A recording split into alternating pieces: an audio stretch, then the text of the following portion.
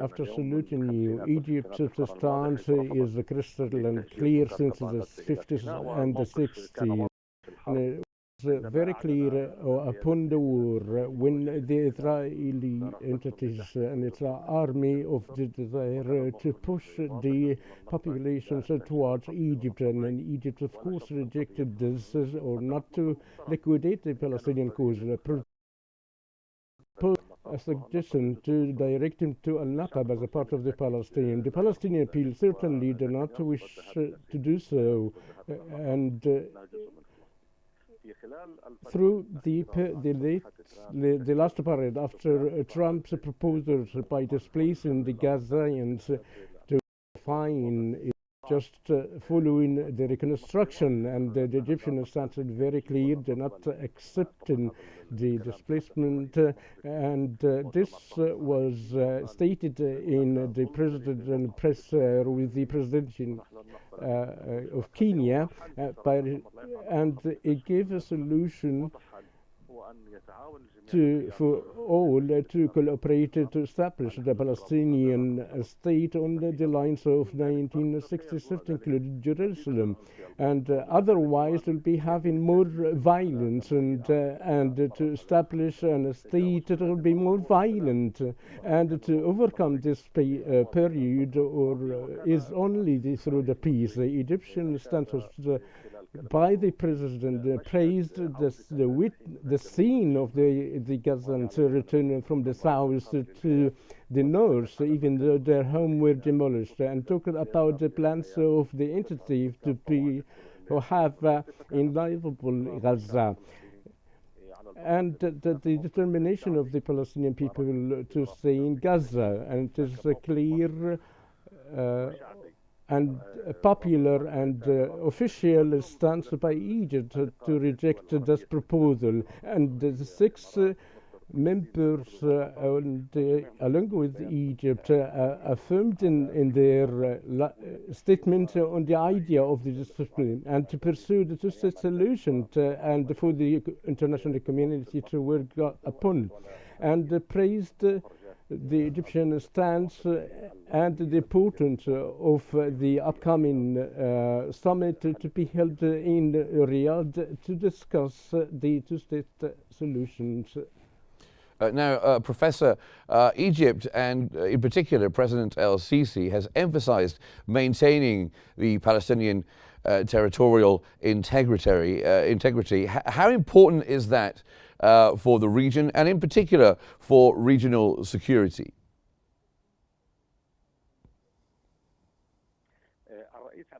President Abdel Fattah al-Sisi affirmed firstly the rejection of the Palestinian displacement towards Sinai. In addition, and we as a Palestinian people will reject so, and he talked about the importance of the self-determination of the Palestinian, and such a displacement will liquidate the Palestinian cause.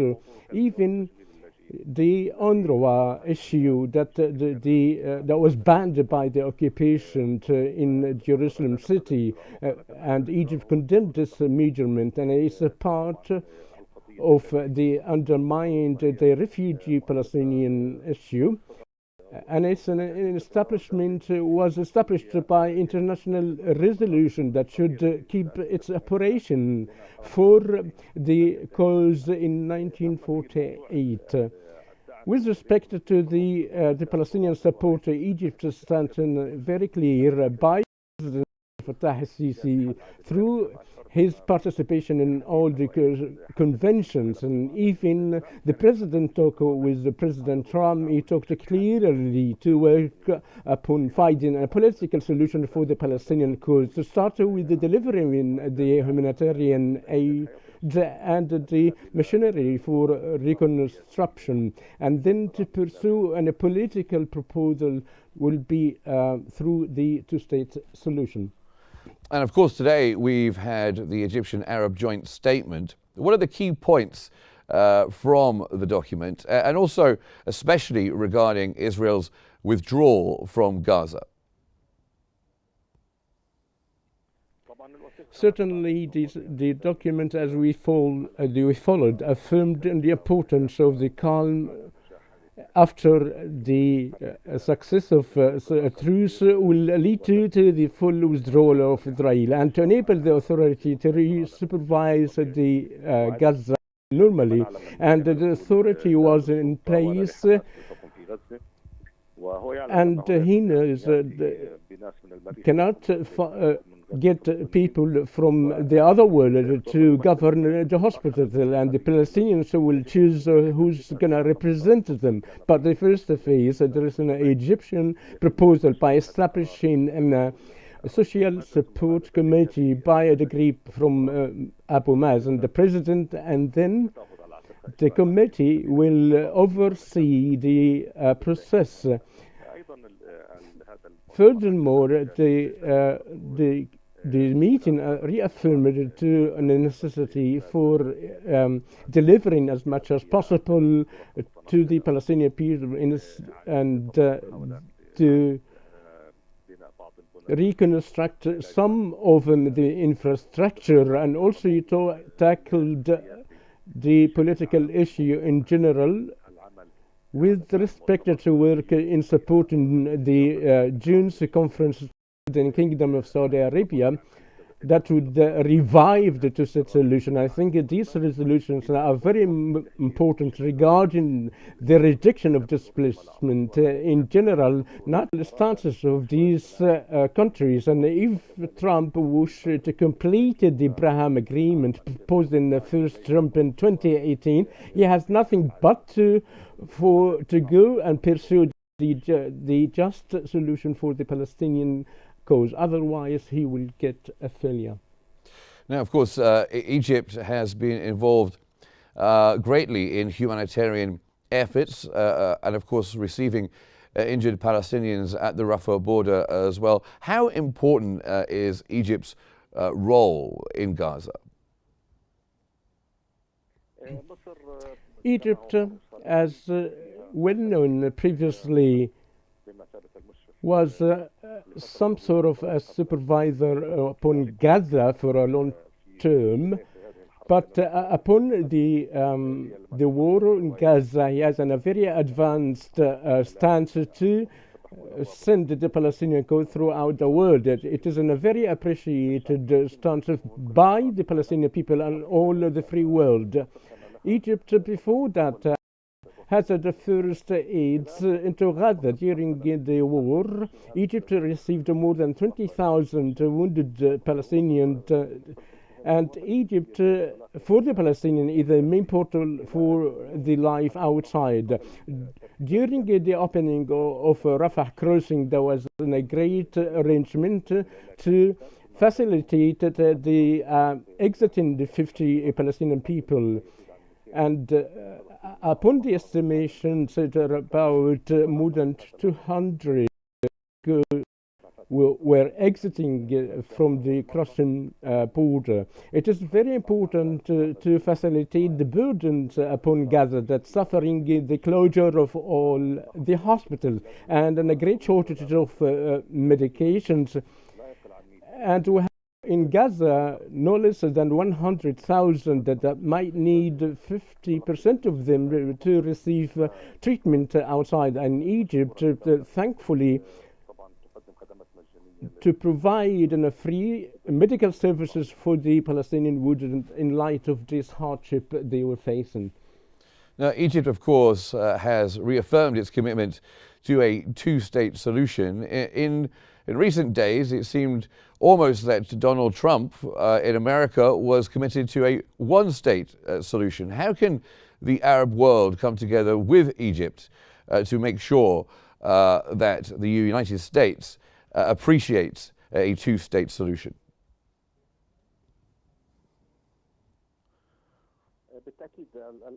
Certainly, the proposals as Egypt throughout the international arena affirmed the two-state solutions, and even the U.S. envoy in Tel Aviv reaffirmed that the Americans are convinced of the two-state solution. Even the one-state solution isn't applicable for them, but because that will be an increase of the Palestinians vis-à-vis the Israelis. So they will be having a full control due to the level of fertility to the Palestinian people. And up till now, the Israeli estimations on the Palestinian territory is more than the Jews. So the one-state solution, they're not proposed seriously. So the two-state solution is the only one applicable. And people talking about a state of 22% of the historical Palestinian territories were occupied in 1967. And they're talking about a disarmed state to be adjacent to the region, and we've no mind having a disarmament of the state, but along with the proposal of displacement is not going to be visible, and the Israelis know this very well, that we have like a reversed immigration around 70,000 for the Jews. They shouldn't go in this direction of the displacement of the Palestinians to achieve the demographic. Otherwise, they're not going to get what they want. The Palestinians do not accept to leave their countries, no matter what the size of genocide they are facing. And the borders during the war, the Palestinians never crossed these borders upon that time. And how is the international community responding to Egypt's call for preventing forced displacement in Gaza?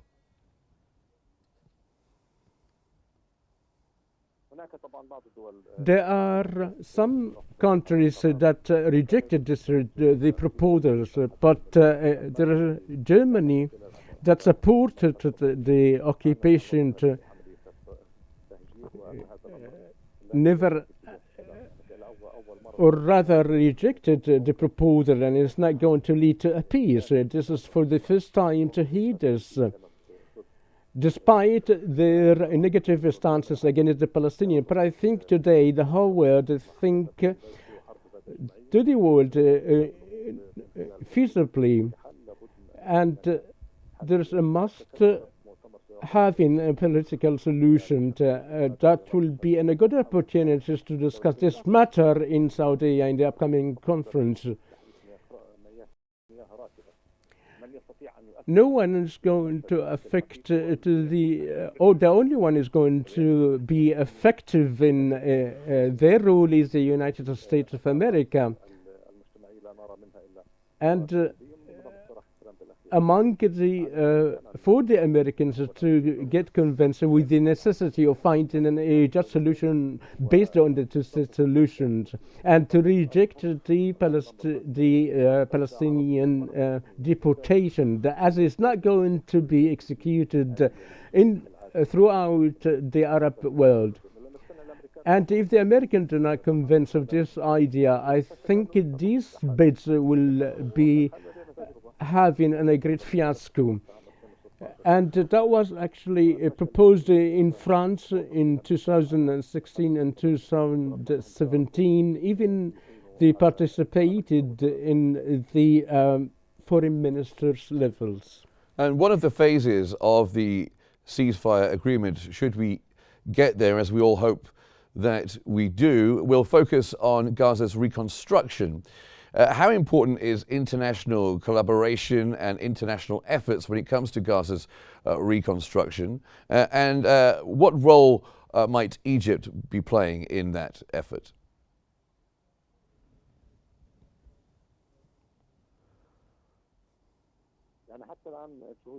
Till now, efforts were exerted in Egypt that crowned with this resolution by the United Nations, to the resolution of reconstruction of Gaza. So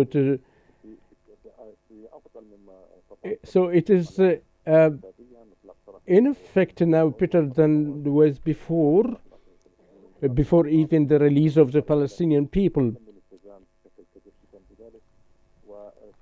In the meantime, we may be fair that it's not going to be smooth upon the emerging of the inactions, and there is a decisive by the Israeli, if not completing the third phase regarding the reconstruction. But upon the convention of the International Conference for the Reconstruction of Gaza, that would open the door, firstly, to facilitate to move on forward upon the third phase.